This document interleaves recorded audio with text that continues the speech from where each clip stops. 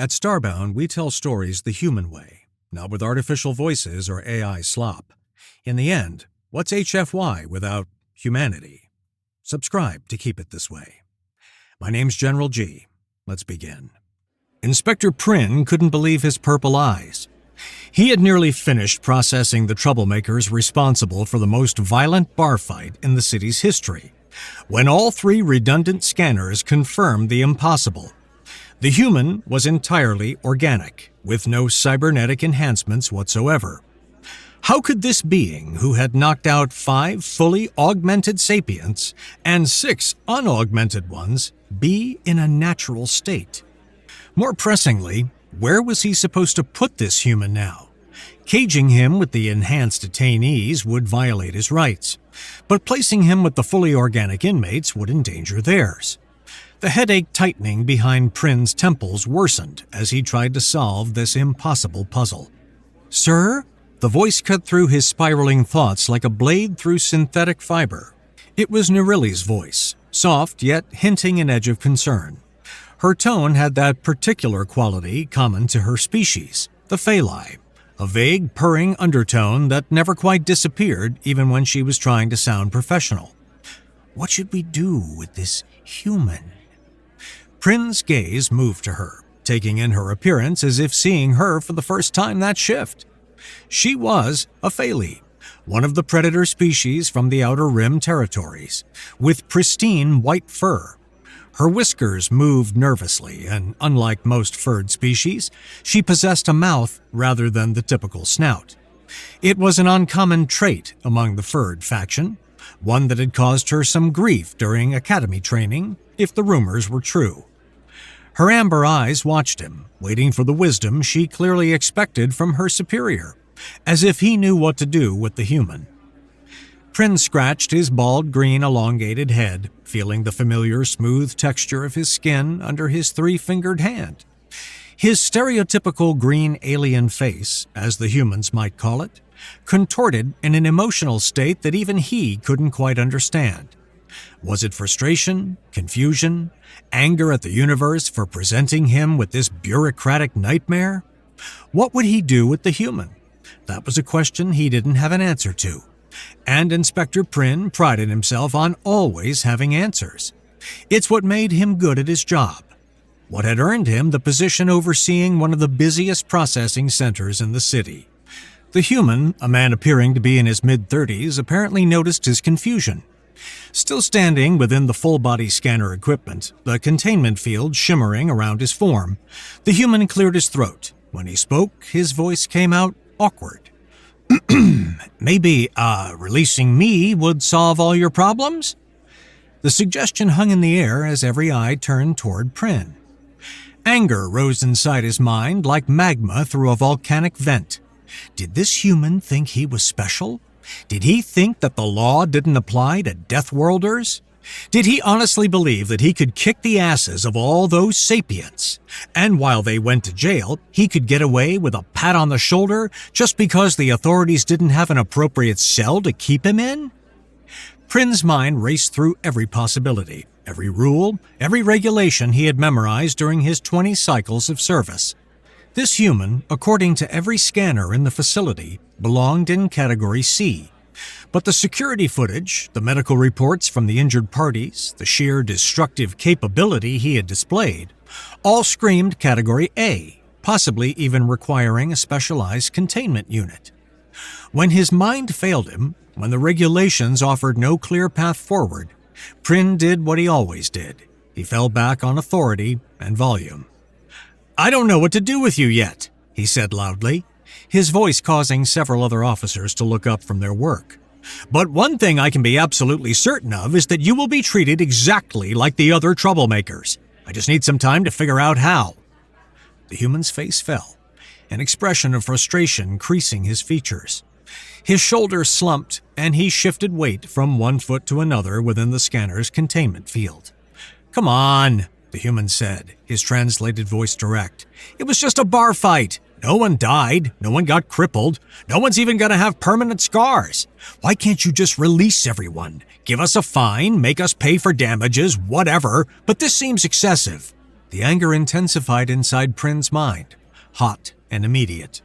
The green membranes at his temples, visible just beneath the skin, began to inflate and deflate in his species' distinctive anger display. It was an involuntary response, one he had never quite learned to control, and it always made his emotions embarrassingly obvious to anyone who knew what to look for. Excessive? Prin's voice rose another octave. You think ensuring public safety is excessive? You think upholding the law is excessive? He stepped closer to the scanner, his elongated frame drawing up to its full height. Around him, he could sense the other officers stopping their work entirely now, their attention fixed on the confrontation. Even Narrated had taken a step back, her ears flattening slightly against her skull.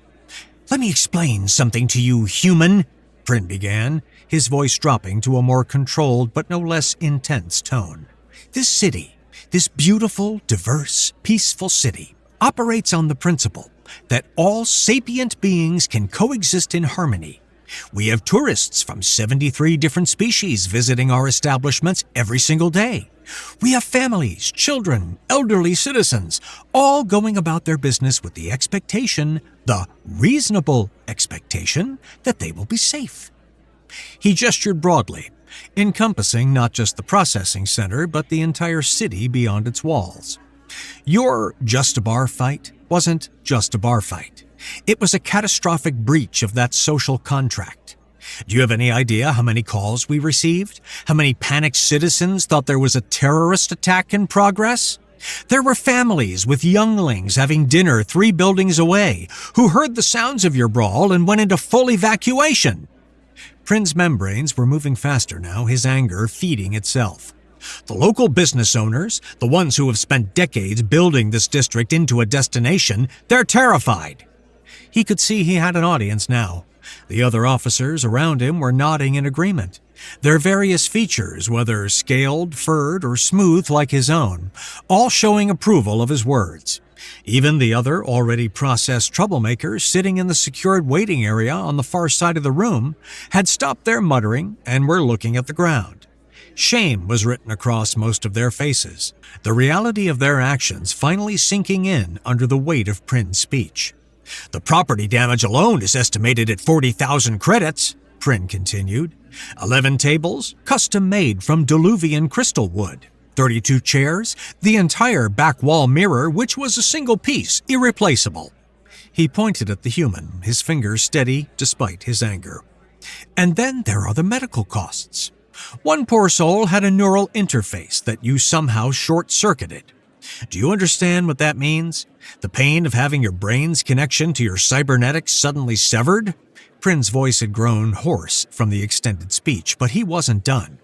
And beyond all of that, beyond the immediate damage and cost and fear, there's the precedent. There's the message we send to every other Deathworlder, every enhanced individual, every other being who thinks they might be above the law. If we let you walk because it's inconvenient to process you, because you don't fit neatly into our categorization system, then what? What happens the next time? And the time after that? The processing center was utterly silent now. Even the usual background noise of equipment seemed muted, as if the machines themselves were listening to his words. This city has a zero-tolerance policy for violence, precisely because we are so diverse, Prin said, his voice finally calming as he reached his conclusion. There's no escaping prison for you.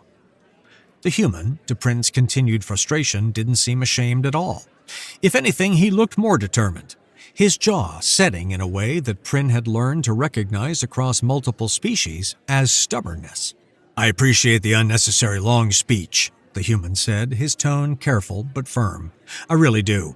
But I never wanted a bar fight. I didn't go looking for trouble. Trouble came looking for me. He shifted within the scanner, trying to gesture despite the containment field's restrictions. Look, I understand you're doing your job, but you're making assumptions about what happened. I was minding my own business, sitting at the bar, drinking something called a sunset prism, which was absolutely disgusting, by the way, trying to figure out if the translator could help me understand the entertainment feed they had playing, when someone hit me with a chair. Just bam, right across my back. I didn't even see it coming. The human's translated voice took on an earnest quality. "You can check the security footage. I'm not making this up. I wasn't being aggressive, wasn't harassing anyone, wasn't even talking to anyone. I was literally just sitting there, and apparently that was enough to make me a target. So when I got hit, when I realized I was under attack, what was I supposed to do? Just sit there and take it? Let them beat me unconscious or worse? I don't..." The human started to say more, but Prin cut him off with a simple gesture. "Enough," Prin said firmly. "I don't care who started it. I don't care about your justifications or your excuses. This city has a zero-tolerance policy, and that means everyone gets the same punishment regardless of circumstances. You are not special. That is final." The human's expression hardened, and when he spoke next, his voice had lost all its pleading quality. "I want a lawyer," he said flatly, "or whatever the equivalent is in this legal system. I want representation, and I want it now." Prin said nothing in response, already turning away. The immediate concern wasn't the human's legal representation or even his eventual sentencing. The immediate concern was where to keep him, at least temporarily, for tonight. The federal prison could probably accommodate him in an isolated cell, but getting authorization for that would take time, paperwork, approvals from at least 3 different departments, and it was already late in the shift. "Sir?" Narili's voice came again, respectful but persistent. "Where should we keep the human?" The repeated question annoyed him, though he tried not to show it. It was the second time she'd asked the same thing. Why didn't she understand what he was thinking? That he was working through the problem? Did she think solutions just appeared fully formed in his mind, like some kind of mystical revelation? Then, as if summoned by his irritation, an idea popped into his mind. It wasn't a great idea, and it certainly wasn't a long-term solution, but it would work for tonight. It would work, and more importantly, it would serve as a useful test of his newest officer.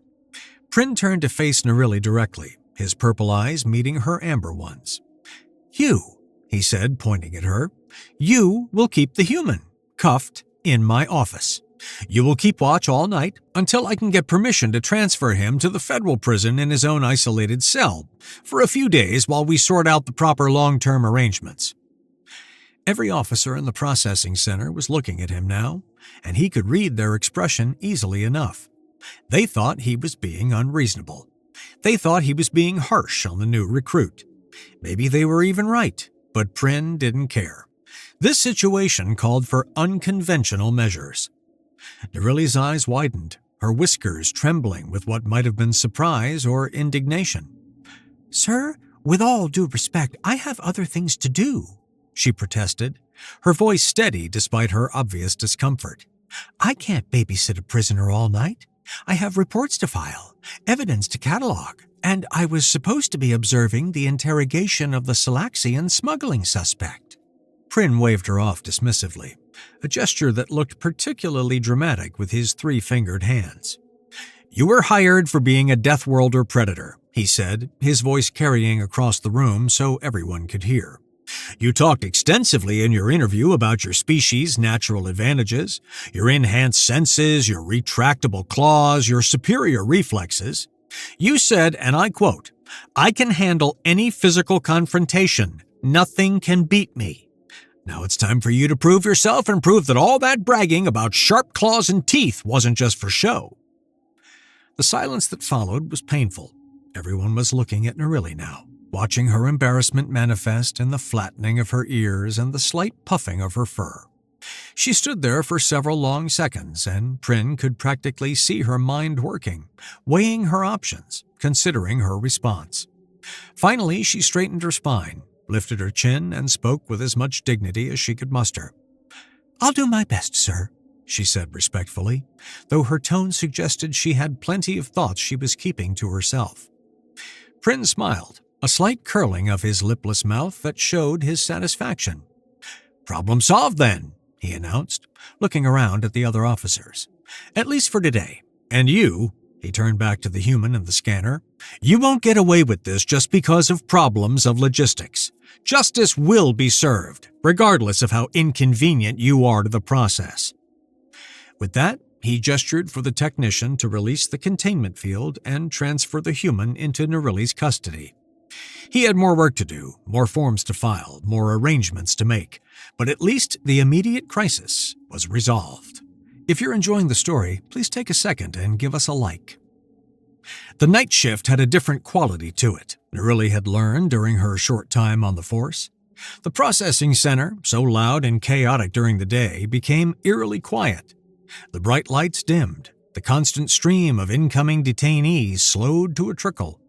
It should have been peaceful, time to catch up on paperwork and enjoy a moment of calm.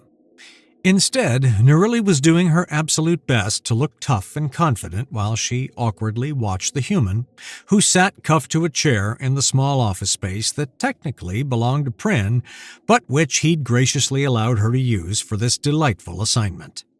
The human hadn't said much since she'd escorted him here, just settled into the chair with a wince and a sigh that suggested his earlier bravado had been masking some significant discomfort. He was bigger than she'd initially realized, now that she was seeing him up close without the scanner equipment in the way.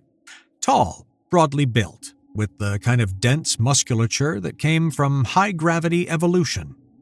His skin was a shade she'd learned humans called tan, and there were dark circles under his eyes that spoke of exhaustion. Narili had positioned herself at the desk, trying to maintain a professional demeanor, but her feline senses were betraying her at every turn. Every time the human moved in his chair, even just a small shift to find a more comfortable position, her ears swiveled toward him automatically. When he took a breath that was slightly deeper than the others, perhaps preparing to speak or just stretching his chest muscles, she felt her muscles tense, her body preparing for fight or flight. It was embarrassing, really.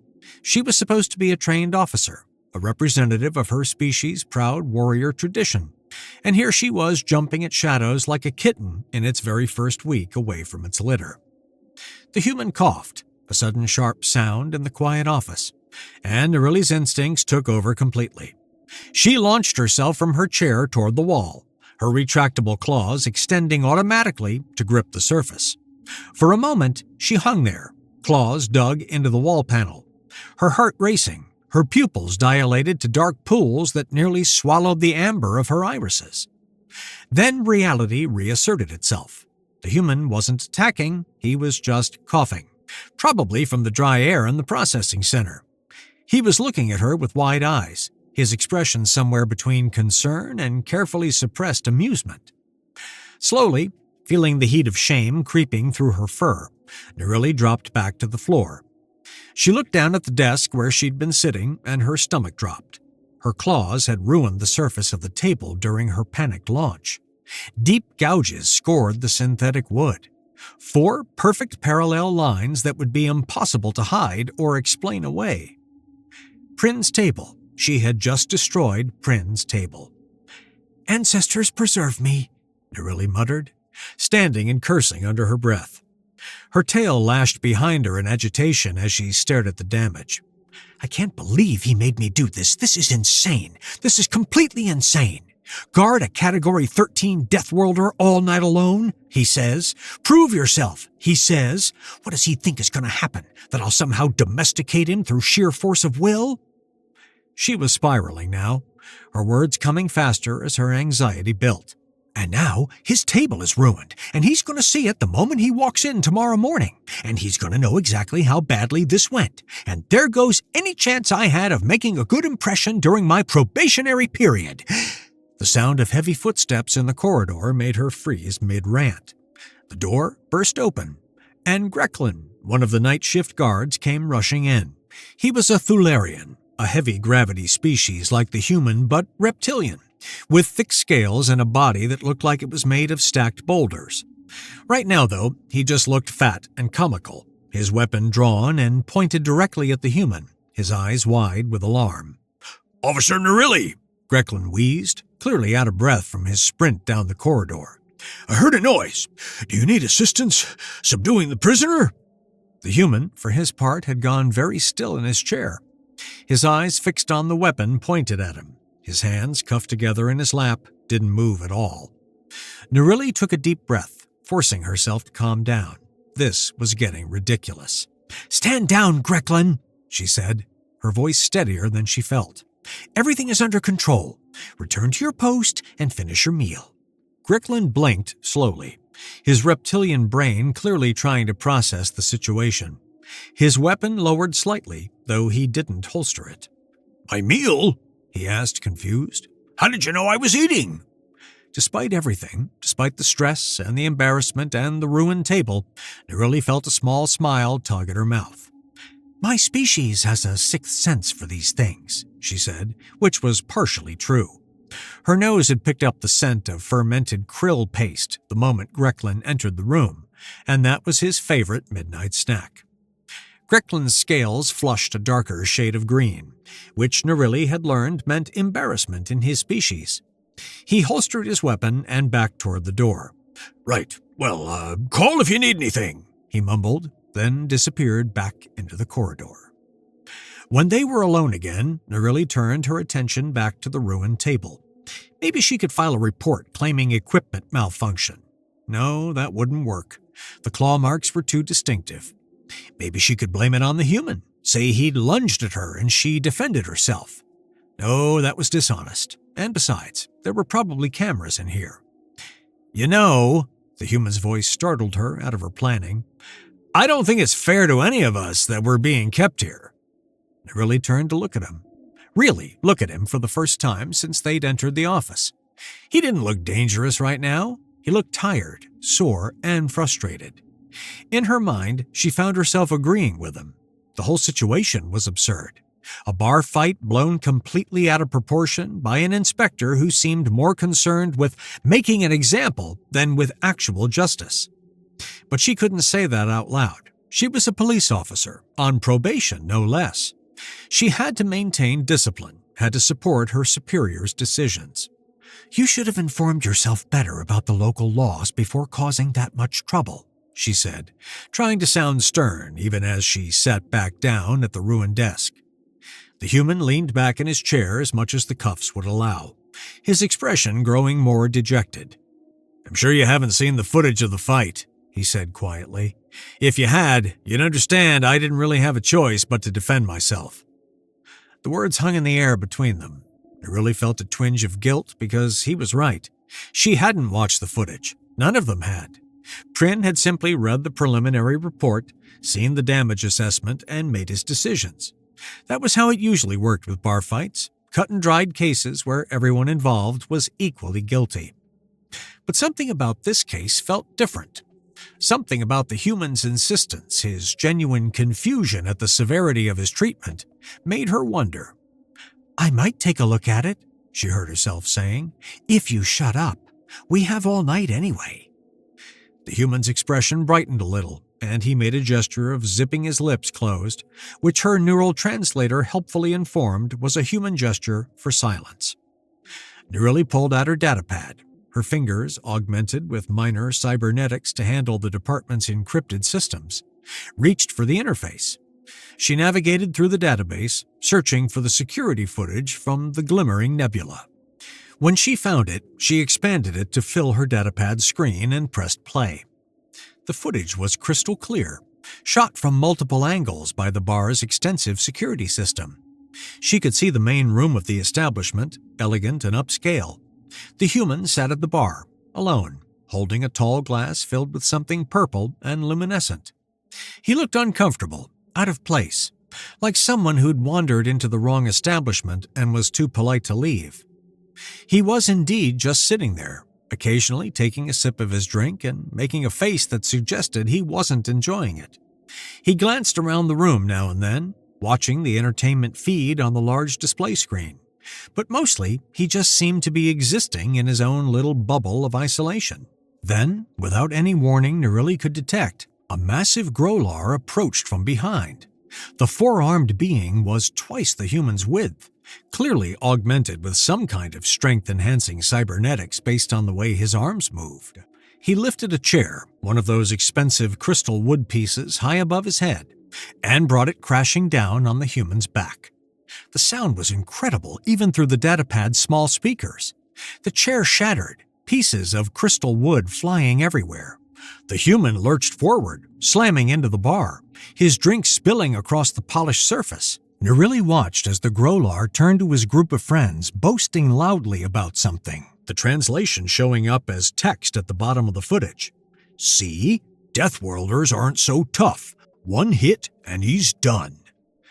The human slowly turned on his bar stool. Narili could see his face in profile, could see the moment, clear even across species barriers when he made his decision. It wasn't rage exactly, it was more like resignation, like a worker preparing for a long shift of unpleasant labor.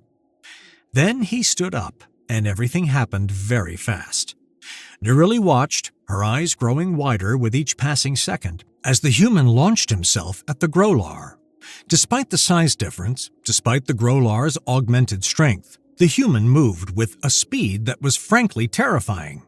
He ducked under the Growlar's first swing, came up inside his guard, and delivered a strike to what Narili recognized as a vulnerable nerve cluster in the Growlar's torso.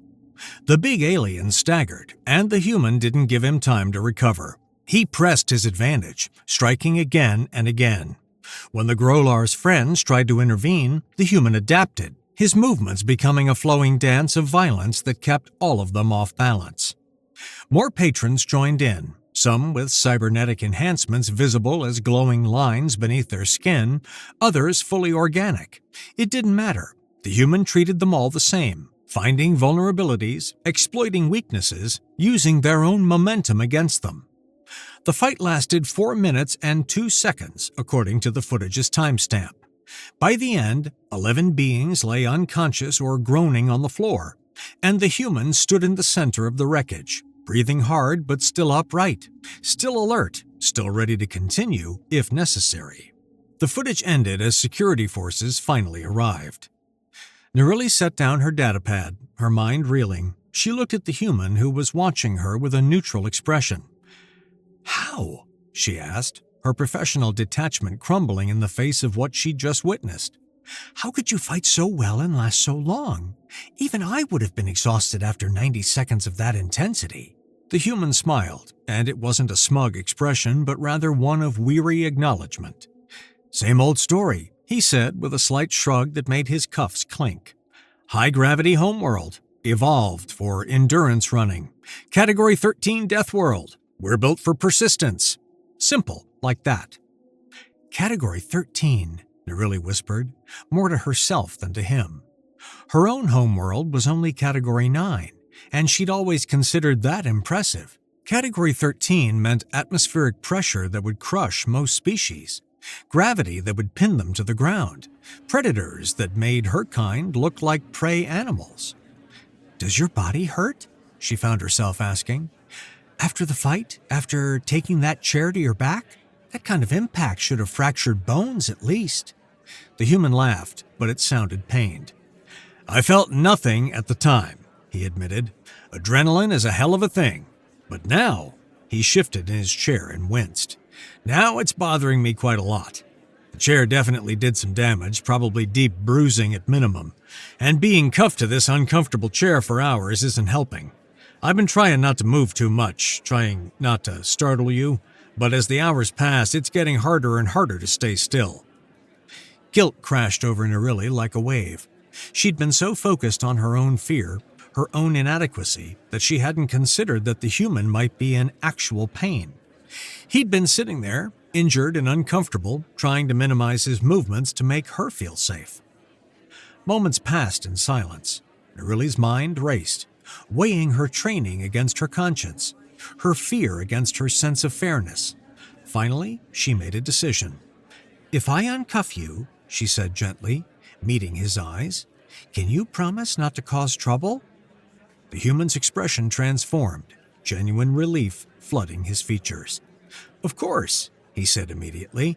"I would be grateful forever. I just want to stretch, maybe walk around a little.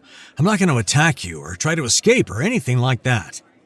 Narili stood and approached him slowly, fishing the cuff remote from her utility belt. Every instinct she had was screaming at her that this was a bad idea, that she was violating safety rules, that Prin would have her badge for this. But when she looked into the human's eyes, she saw only exhaustion and honesty. She pressed the release on the cuffs. The human stood slowly, groaning as his muscles protested the movement. He stretched, his spine making several alarming popping sounds, and rolled his shoulders carefully. He moved to a clear space near the wall, putting some distance between them, and began a series of stretches that looked like some kind of ritual or exercise routine. Narili returned to her seat, watching him but feeling surprisingly safe. Her instincts, the same ones that had sent her scrambling up the wall earlier, were quiet now. Whatever threat assessment her hind brain had been performing, it had apparently concluded that this particular Deathworlder was not in immediate danger. Still, she didn't lower her guard completely. That would be foolish. After several minutes of stretching, the human returned to the chair, but he didn't sit. Instead, he stood close to it, his posture open and non-threatening. "Do you know what's going to happen to me tomorrow?" he asked, his voice hinting a note of concern. Narili opened her mouth to give him the standard response, that only Inspector Prynne could make that determination, that she was just a junior officer without the authority to discuss case outcomes. But before those words could emerge, an idea appeared in her mind. It was bold, possibly career-ending if it went wrong, but it might actually solve several problems at once. "We could try something a bit risky," she said, the plan forming even as she spoke. "To get you free sooner, if you're willing to do something equally risky." The human's expression shifted to one of interest. He smiled, and this time it reached his eyes. "I'm listening," he said. The next morning arrived with its usual brilliance, the city's artificial sun spheres brightening gradually to simulate a natural dawn. Inspector Prynne arrived at the processing center early, as was his custom, carrying his morning beverage in a specialized thermal container.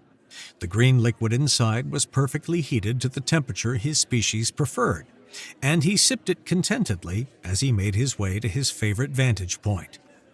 The training course was already active, as it was every morning. Prynne had instituted the practice when he'd taken over the facility 5 cycles ago, believing firmly that physical fitness was essential for effective law enforcement. Every aspiring officer had to complete the obstacle course within an acceptable time frame, and Prynne personally oversaw each attempt, judging their performance with a critical eye that had failed more candidates than it had passed. It was, quite frankly, the best part of his day. There was something deeply satisfying about maintaining standards, about ensuring that only the truly capable earned the privilege of wearing the badge. This morning's first candidate was a libet, a species so small and delicate that Prynne honestly wondered why they bothered applying for positions that required physical prowess. The tiny being, barely reaching Prynne's knee in height, was struggling with the very first obstacle, a wall that required climbing. Its thread-thin limbs couldn't generate enough leverage to pull its body weight up the surface. Prynne watched, sipping his beverage, as the libet made attempt after attempt, each one ending with it falling back to the padded floor below. By the 4th attempt, it was clear to everyone watching that this candidate had no chance of passing. Prynne was already preparing his standard rejection speech in his mind, the one about finding roles that better suited one's physical capabilities, when Narili's voice came from behind him. "Good morning, Inspector," she said, her tone neutral. Prynne didn't even turn around, his eyes still fixed on the struggling libet.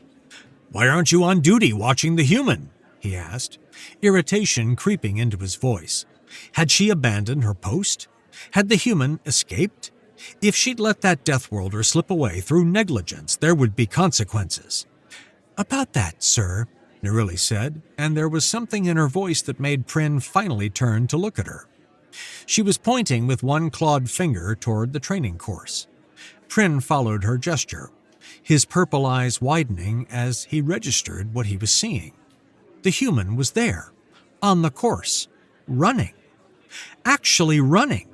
Not just attempting the course, but moving through it with a fluidity that Prynne had rarely seen. As Prynne watched, stunned into silence, the human approached the climbing wall that had defeated the libet. Without breaking stride, he leaped, caught the top edge with both hands, and pulled himself up and over in one smooth motion. He landed on the far side and immediately sprinted toward the next obstacle, a series of platforms set at varying heights that required precise jumping and balance. The human navigated them like they were solid ground, his feet finding purchase on each platform for just long enough to launch himself to the next. Prin's beverage hung forgotten in his hand as he watched the human tackle obstacle after obstacle. The rope climb that most candidates struggled with, the human practically flew up it.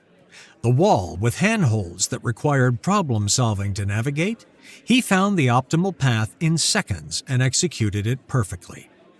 The other candidates who'd been waiting their turn had stopped to watch as well. The human reached the final obstacle, a complex series of bars that required candidates to swing from one to the next while maintaining momentum. It was designed to test upper body strength, coordination, and risk assessment. Most candidates approached it cautiously, testing each bar before committing their weight. The human didn't slow down.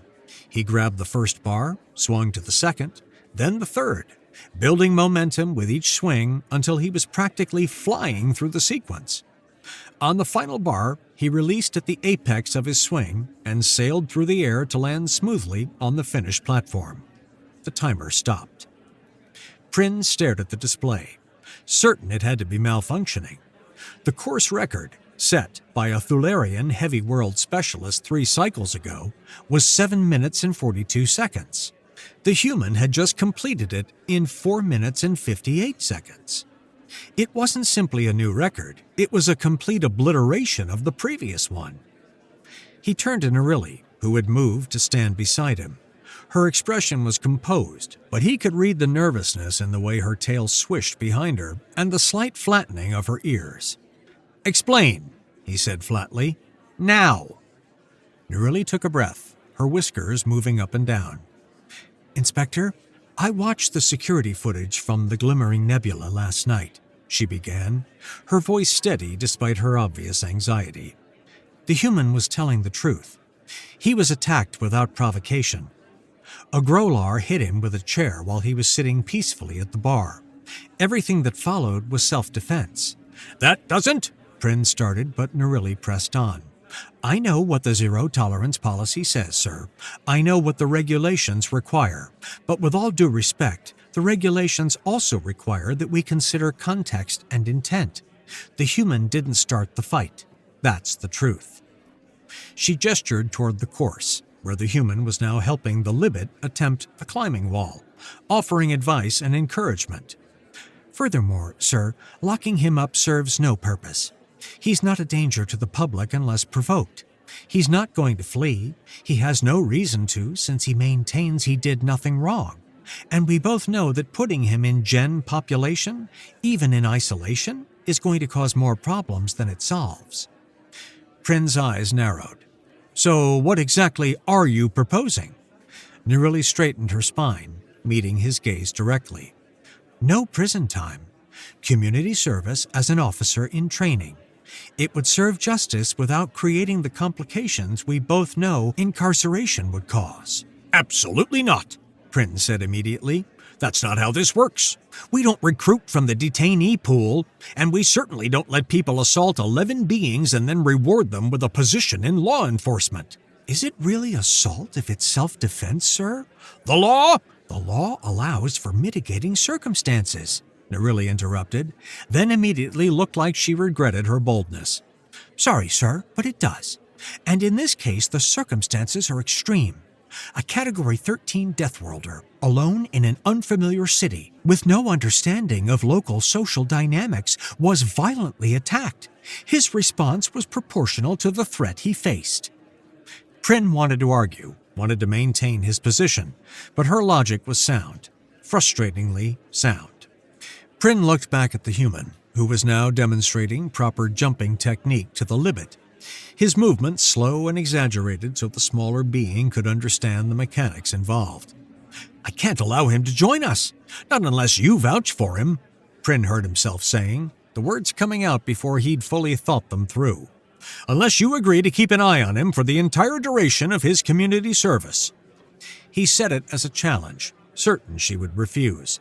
It would be months of additional responsibility, of having to essentially babysit a death worlder, of putting her own reputation, safety, and career on the line for someone she'd just met. Narrated didn't even hesitate. "I agree, sir," she said firmly. "I'll vouch for him. I'll supervise his training and be responsible for his conduct." Prin stared at her, his mind reeling. What had he just done? He'd been trying to create an impossible condition, and she just accepted it without even blinking. Now he was bound by his own word, committed to a solution that he wasn't entirely sure was wise. But looking at the situation objectively, it did solve the immediate problem. It got the human out of processing, avoided the complications of incarceration, satisfied the requirement for punishment through community service, and did so in a way that might actually benefit the department, even if Prin suspected it would bring him significantly more headaches down the line. "Fine," he said, "but this is on you, Officer Narrated. Any problems, any incidents, any hint that this arrangement isn't working, and both of you will face the consequences. Understood?"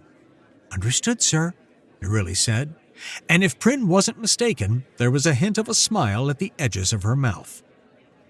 Prin turned back to watch the human, who had now convinced the Libet to attempt the wall one more time, and was spotting the tiny being's climb with encouraging words.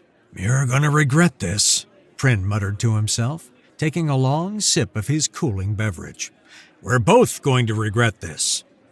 But as he watched the human help the next candidate prepare for their attempt, demonstrating warm-ups and stretches with the patience of a natural teacher, Prin had to admit that maybe, just maybe, this unconventional solution might work out after all, even if it meant his nice, orderly, predictable processing center was about to become significantly more complicated. The end. If you enjoyed the story, please give us a like, and thank you. GeneralG, out.